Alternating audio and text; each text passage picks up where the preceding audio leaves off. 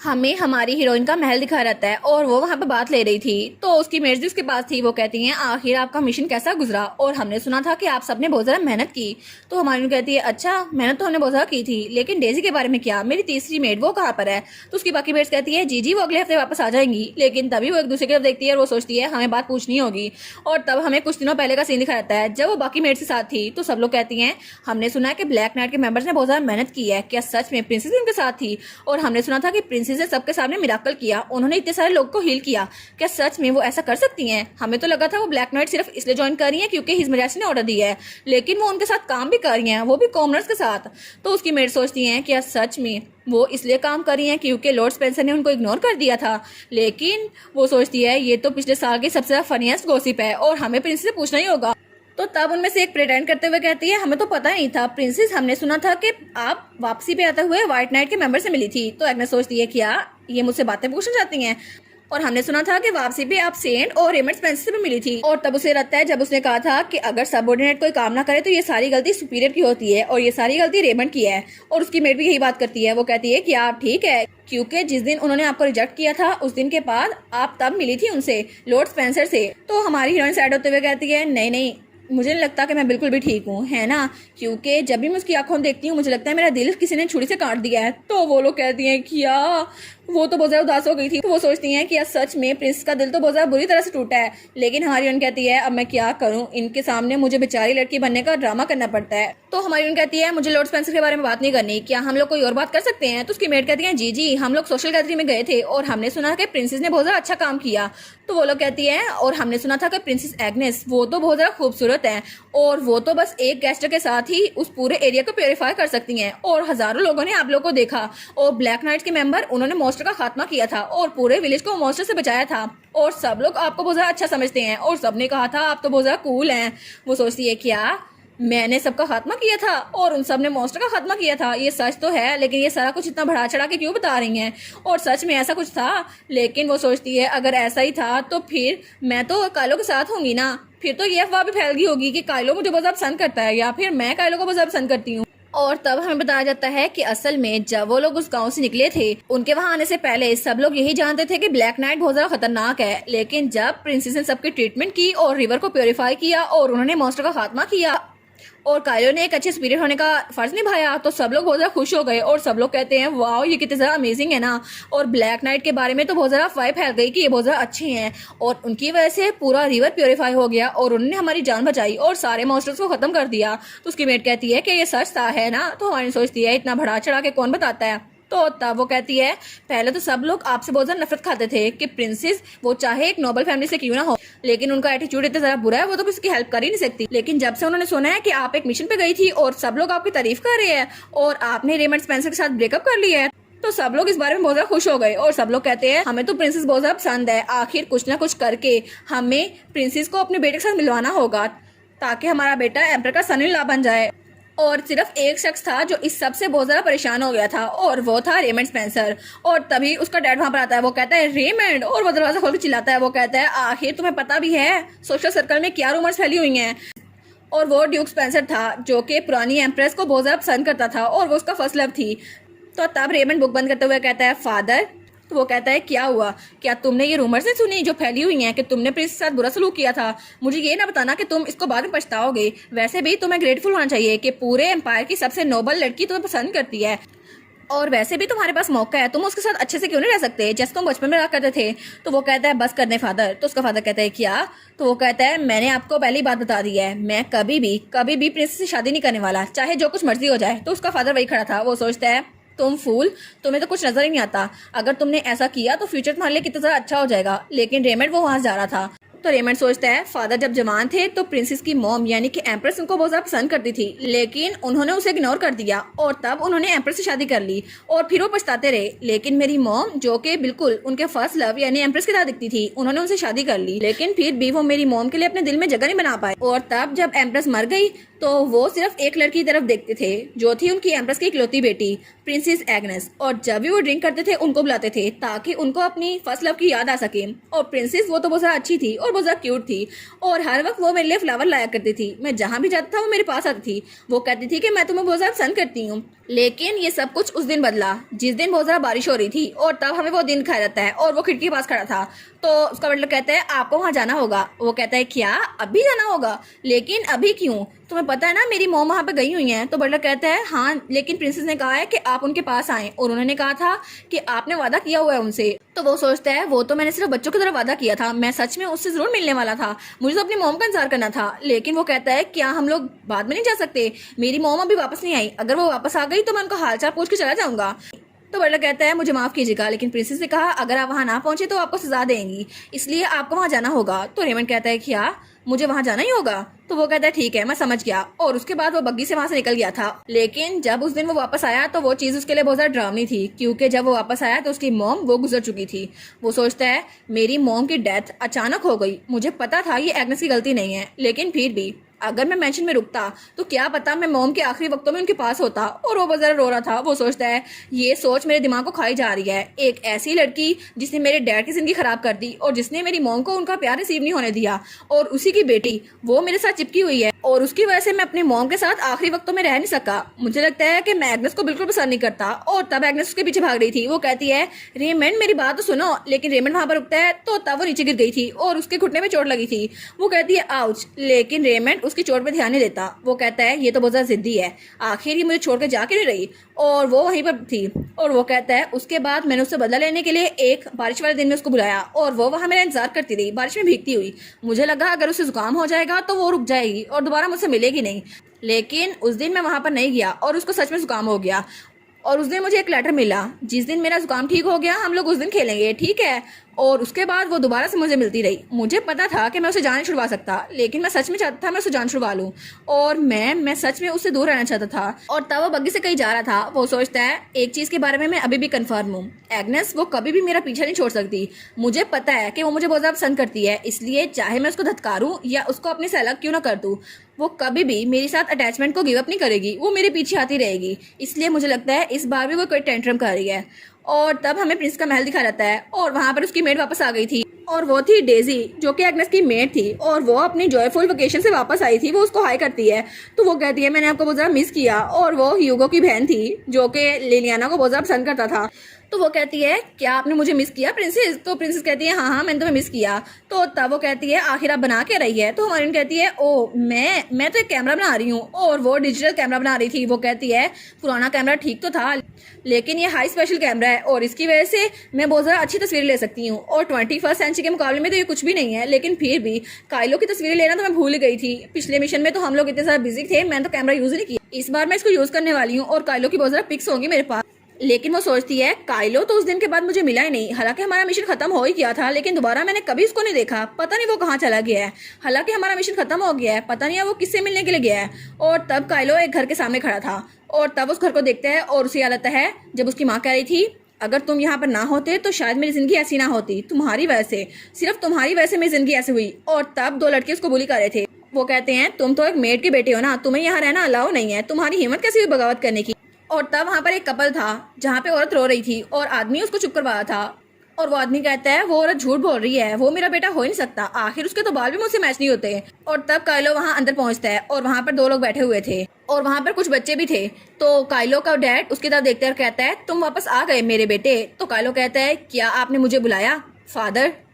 और वो था वाइकाउंट ऑस्टिन ग्रे और उसके साथ बैठी थी जूलिया ग्रे जो कि वाइकाउंटेस थी। तो काइलो उन सब की तरफ देखता है और वो सोचता है कितना डिस्गस्टिंग है ना, लेकिन वो वहाँ बैठ जाता है। वो कहता है आखिर आपकी तबीयत कैसी है? मैंने सुना आप ठीक है। और तब वो हमें बताता है 27 साल पहले मेरी मॉम बहुत ज्यादा खूबसूरत लड़की थी, पूरे टाउन में वो सबसे ज्यादा खूबसूरत थी, लेकिन उनकी विश सिर्फ एक थी, वो एक अमीर आदमी से शादी करें और अपनी जिंदगी आराम से गुजारें। और तब 1 साल बाद मैं पैदा हुआ, लेकिन मैं बिल्कुल भी लकी नहीं था क्योंकि मेरी जिंदगी में सिर्फ मिस फॉर्चूनी थी। और तब वाइकाउंट बहुत ज्यादा गुस्सा हो गए। उन्होंने कहा कि इसके तो बालों का कलर भी मुझसे मैच नहीं होता, आखिर मेरा बेटा कैसे हो सकता है? और मेरी मॉम उनको बहुत ज्यादा बुरी तरह से ट्रीट किया गया और मेरी मॉम बहुत ज्यादा नर्वस थी और इस सब का गुस्सा उन्होंने मेरी तरफ निकाला। और वहां पे सिर्फ मैं था जो उनके बर्डन को बर्दाश्त कर सकता था क्योंकि मेरी आंखें वो बिल्कुल मेरी मॉम की तरह दिखती थी। और मेरे हाफ ब्रदर्स मुझे बहुत ज़्यादा बुली किया करते थे। और मेरी मॉम, उनको तो पकड़ लिया गया जब वो व्हाइट काउंटर्स की चाय में जहर मिला रही थी। और जब उनको पकड़ा गया तो उनको बहुत बुरी तरह से पीटा गया, जिसकी वजह से उनकी मौत हो गई। लेकिन तब मैं भी वहां से भाग गया, क्योंकि अगर वो लोग मुझे पकड़ते तो मैं भी मारा जाता। और जब मैं वहां से गया तो मुझे बहुत सारे लोगों ने बुली किया और मैं उस घर से तो निकल गया, लेकिन मेरे लिए जीना बहुत ज्यादा मुश्किल था। और चोरी करते हुए मैं पकड़ा जाता और मुझे बुरी तरह से मारा जाता। लेकिन मुझे तो भूख लगती थी और मैं तो खाना चुराते हुए भी पकड़ा जाता और मुझे बुरी तरह से मार पड़ती। लेकिन मेरे पास कुछ भी नहीं था, ना पैसे ना कुछ और तभी मेरी जिंदगी में कोई आया, एक मर्सनरी, जिसने मुझ पर रहम खाया और उसने मुझे कहा कि वो मुझे अपने साथ ले जाएगा और मुझे कत्ल करना सिखाएगा।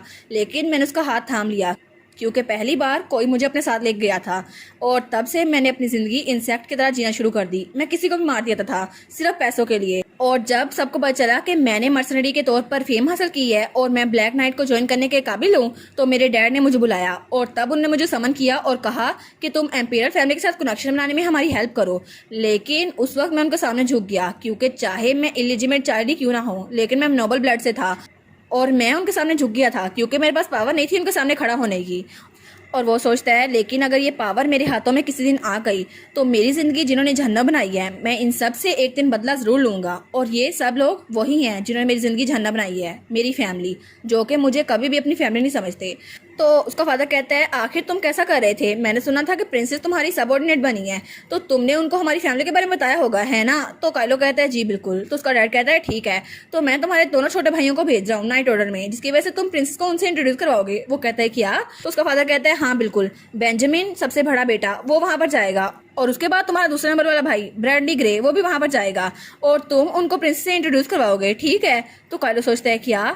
मैं समझ नहीं पा रहा, आखिर मुझे अपने भाइयों को प्रिंसेस से इंट्रोड्यूस क्यों करवाना है? तो उसका फादर उसकी तरफ घूर के देखता है और वो कहता है, तुम्हें समझने की जरूरत है भी नहीं, सिर्फ मेरी एडवाइस को फॉलो करो और जो मैं कह रहा हूँ वही करो, बस यही काफी है और तुम्हें और कुछ करने की जरूरत ही नहीं है। तो उसके सारे बहन भाई उसका मजाक उड़ते देखकर बहुत ज्यादा खुश हो रहे थे। तो तब उनमें से सबसे छोटी बेटी कहती है, मोम आखिर मैं भी प्रिंसेस से मिलना चाहती हूँ, क्या मैं उनसे मिल नहीं सकती? तो उसकी माँ कहती है, बस चुप करो। तो वो कहती है, लेकिन मुझे भी जाना है ना, मुझे भी टी पार्टी को एंजॉय करना है। तो तब वाइकाउंट कहता है, आखिर तुम उसको लेके क्यों नहीं जाती? वैसे भी सोशल सर्कल तो स्टार्ट होने वाला है ना, और हमारी फैमिली को तो अभी तक किसी ने इनवाइट नहीं भेजा। तो उसकी मॉम डर जाती है और वो कहती है, जी जी मैं कोशिश कर रही हूँ, हम लोग वहाँ चलेंगे। तो वाइकाउंट अपना सर पकड़ लेता है। वो कहता है, मैंने सुना था कि प्रिंसेस वापस से सोशल वर्ल्ड में आने वाली हैं, तो तुम्हें उनके साथ कम्युनिकेशन बढ़ानी चाहिए, क्या पता हमारे हालात बेहतर हो जाए। तो काइलो कहता है, क्या? और वो सोचता है, प्रिंसेस तो मेरे साथ बहुत ज़्यादा अच्छी थी और वो बहुत ज़्यादा खुश थी जब मेरे साथ रहती थी, और वो कहती थी लीडर, कमांडर, और तभी वो चौंकता है। तो उसका डैड कहता है, क्या? आखिर तुमने क्या कहा? वो कहता है, नहीं मैंने कुछ नहीं कहा। तो उसका डैड कहता है, काइलो क्या तुम ये करोगे? वो कहता है, जी मैं करूंगा, लेकिन मैंने अभी तक सुना नहीं है कि प्रिंसेस सोशल सर्कल में वापस जा रही है, क्या ये सच है? तो उसका डैड कहता है, हाँ बिल्कुल ये सच है और तुम ऐसा ही करने वाले हो, अपने भाइयों को उसे इंट्रोड्यूस करवाना। और उसके बाद सीन चेंज होता है और हमें प्रिंस का महल दिखा रहता है और वो वहां पर तैयार थी और उसकी मेड्स उसके सामने खड़ी थी। वो कहती हैं, वाह प्रिंसेस आप तो बहुत ज्यादा क्यूट लग रही हैं। और प्रिंसेस येलो ड्रेस में बहुत ज्यादा प्यारी लग रही थी। वो सोचती है, मेरी रेपुटेशन तो बहुत ज्यादा बढ़ रही है ना, तो मुझे सोशल सर्कल को दोबारा से एंजॉय करना चाहिए। और वैसे भी इस बार तो स्पॉन्सरशिप मुझे मिली है मेलविल फैमिली की तरह से और वो मार्शनेस बहुत ज्यादा मशहूर हैं और इसी वजह से वहां पर बहुत ज्यादा गॉसिप्स होती हैं, तो शायद इस वजह से मैं ब्लैक नाइट की पॉपुलैरिटी को अच्छा कर सकती हूँ और सब लोग उनको पसंद करने लग जाएंगे। लेकिन मुझे लगता है कि मुझे एक ऐसी लड़की की तरह बिहेव करना चाहिए जो पहली बार सोशल सर्कल में जा रही है और ऐसा क्यूट सा ड्रेस पहन के जाना चाहिए। तो उसकी मेट्स कहती है, वाह अगर मेरी मॉम देखती तो वो बहुत ज्यादा खुश होती। तो वो सोचती है, लेकिन अगर मुझे वहां जाना ही है तो स्पॉन्सरशिप आइटम के लिए ज्वेलरी के अलावा मेरे पास कुछ भी नहीं है, तो मैं क्या करूं?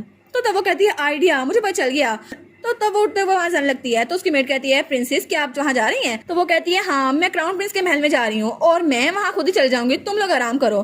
तो वो कहती है, हाँ हाँ मैं वहां जाऊंगी और रॉयल खजाना खाली करूंगी, आखिर ये सारा कुछ मेरा ही तो है। हमें काइलो दिखाई देता है जो बेदिली से वहाँ खाना खा रहा था। तो उसका डैड कहता है, क्या तुम्हें भूख नहीं लगी काइलो? तो काइलो कहता है, नहीं मुझे भूख नहीं लगी। और तब वो कहता है, मैडम अब से शेफ से कहना कि काइलो की फेवरेट फूड तैयार करवाए। तो वो कहती है, जी मैं समझ गई। और तब वो काइलो को बहुत ज्यादा गुस्से से देखती है। तो काइलो वो सोचता है, आखिर मैं अब कैसे रिएक्ट करूं, ये अचानक से मेरी तरफ अच्छे होने लगे हैं, लेकिन टू बी ऑनेस्ट ये मेरी मॉम के साथ इतने में अच्छे नहीं थे और मुझे ये बेइज्जती झेलनी पड़ी। और प्रिंसेस वो भी हमेशा मेरे साथ बदतमीजी करती थी क्योंकि मैं एक लो बर्थ हूँ, लेकिन फिर भी मैंने कभी भी प्रिंसेस की ऐसी साइड नहीं देखी। उन्होंने मेरी साइड ली थी जब वो लिलियाना मेरी बेइज्जती कर रही थी, लेकिन मैं खुश हूँ, कभी तो किसी ने पहली बार मेरी साइड ली है और और उस वक्त मुझे लग रहा था वो बिल्कुल एक एंजल की तरह है। लेकिन तब वो अपने दोनों भाइयों को देखता है और वो सोचता है आखिर मैं किसी ऐसे को अपने दोनों भाइयों के साथ कैसे इमेजिन कर सकता हूँ। और ये सोच के मुझे बहुत ज़्यादा गुस्सा आ रहा है। लेकिन क्या हो कि रेमंड स्पेंसर प्रिंस के साथ अच्छा हो जाए और फिर से उनका कपल बन जाए, फिर तो प्रिंसेस उसके साथ रहेगी ना, और वो तो बहुत ज्यादा नोबल और ब्यूटीफुल पिक्चर होगी। और मुझे तो ये सोच के बहुत ज्यादा गुस्सा आ रहा है कि प्रिंसेस उसके साथ क्यों होगी।